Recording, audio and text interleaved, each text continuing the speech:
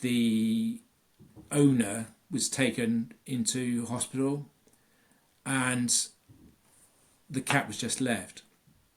And unfortunately, no one, the owner was in no fit state to know that the cat existed anymore, unfortunately, because they were very ill, and no one knew the cat was there.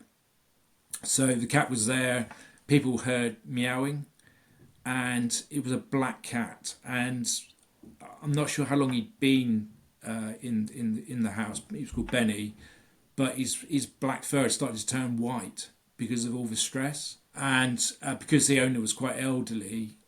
When we took the cat in, it had a lot of health issues, like dental problems, etc., and it cost well over £1,500 to treat. But happily, Benny is now fully black again and in a new home. The book is called The Life and Times of Mr. Bartholomew Bucket. Quite an unusual title. It's a book that I wrote and has been illustrated really, really brilliantly, actually, by our partner of our animal welfare officer. So it's a real in-house RSPCA project aiming to raise funds for RSPCA in South London.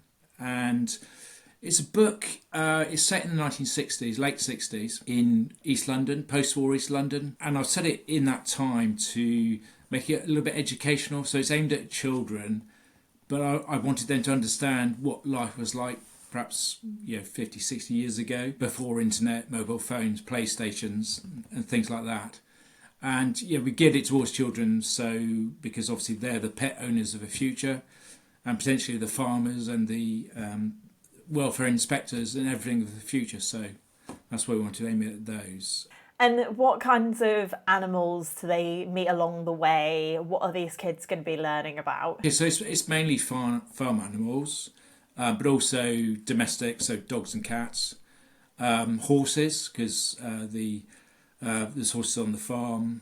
And even down to pond life. So in the farm, there's a pond, a big pond, and with all the usual sort of frogs and insects and dragonflies and that sort of thing. But actually, there's an incident in the book, a funny incident. I won't say what it is, but it makes the youngest daughter scared to go to the pond.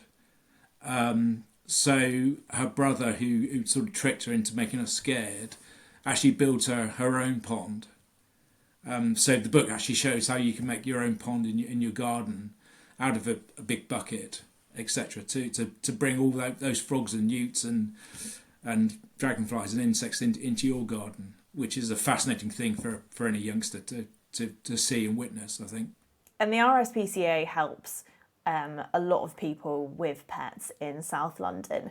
Could you tell us a little bit about the work that you do and the kinds of animals that you're helping? So animal welfare is obviously hugely important because animals are such an important part of our lives, and having a pet is a privilege but a real responsibility as well. And unfortunately we do find that people, through no fault of their own, can't afford to keep their pet or can't give it the care and attention it needs, and that's when they either might turn to us for help, and we do help people with vet bills and that sort of thing. But unfortunately, a lot of people do abandon animals too, and it is an expensive thing to, especially if you take a sort of stray animal. It's like to have health issues, behavioural issues, so it takes a lot of work to to treat whatever's wrong, and also to rehabilitate them and to get them ready to be able to be rehomed. So that's where our funds go, and we all agreed that we do something to try and raise money for our animal welfare work. So some people did half marathons and bungee jumps and all sorts of things to raise money, but that's not my forte. So I thought, actually, I've written books, why don't I write a book? And I realised I wanted a children's book, but to be illustrated, and I can't draw for toffee. So I just asked around, and our animal welfare officer said, well, my partner, he's illustrated a book before about the purple frog of India. and yeah, Chris Michaels. So he sent me a link to the Purple Frog book, and it was fantastic. And so yeah, he was happy to come on board, and his pictures are fantastic.